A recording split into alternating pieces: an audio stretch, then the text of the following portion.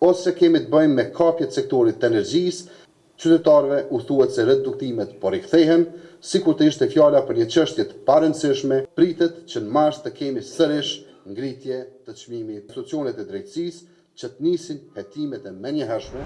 Rikthimi i reduktimeve të energjisë elektrike është dëshmi e qartë se keq menaxhimi dhe menaxhimi skandaloz i këtij sektori të energjisë në Kosovë ka ndodhur që disa ditë të fundit. Kjo qeveri e territ nuk ka investuar asnjë cent në shtimin e kapaciteteve të reja energjetike, ndërkohë që ka shpenzuar më shumë se 1 miliard euro për gjatë tërë mandatit të saj për import të energjisë elektrike nga shtetet tjera. Për të ardhur në këtë situatë absurde, ka vetëm dy shpjegime të mundshme.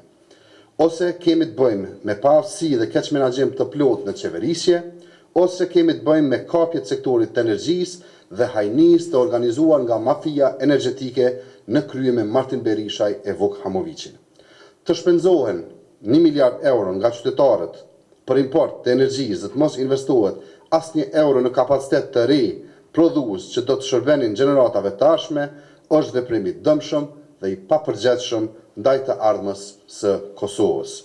Sot, këta njerëz po e lënë Kosovën në terr, me një njoftim të thjeshtë në rrjetet sociale, qytetarëve u thuhet se reduktimet po rikthehen, sikur të ishte fjala për një çështje të parëndësishme e jo për një problem që prek drejt për drejt jetën, shëndetin dhe ekonominë e vendit. Ju kujtohet, ata dikur thoshin se familjarët i kanë vetëm për dasma, sot pothuajse në çdo emrim që po bëjnë, po i shndrojnë institucionet në strej për emrime partijake dhe familjare. Emrimi i nipit të deputetit të vetëvendosjes Ejup Maqedonçit për drejtor të Kostit flet më së miri për kapjen e institucioneve energjetike në vend. Kjo është hallka e fundit në sektorin e energjisë që tashmë ka rënë komplet në duart të pushtetit.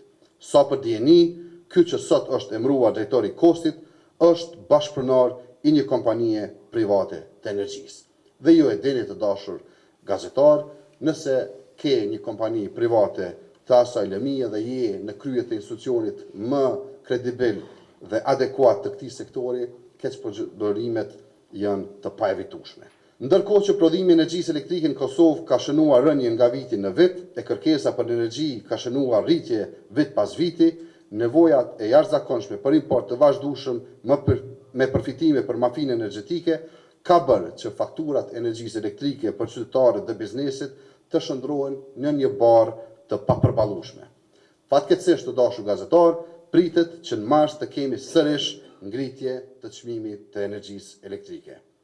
Për këtë gjendje alarmante në sektorin e energjisë, Lidhja Demokratike e Kosovës kërkon nga institucionet e drejtësisë që të nisin hetimet e menjëhershme për zbardhur këtë keq menaxhim të sektorit jetik të shtetit dhe me themelimin e Kuvendit të Republikës Kosovës do të kërkojmë hetim të menjëhershëm parlamentar për sqaruar përgjegjësitë për krizën aktuale.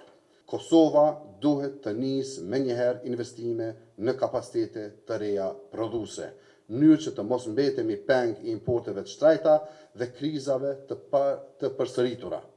Rruga përpara është ndërtimi i centralit me gaz, për cilin Lidhja Demokratike e Kosovës ka kohë që kërkon dhe ofron si zgjidhje të vetme konkrete për sigurinë energjetike dhe sigurinë kombëtare të vendit tonë.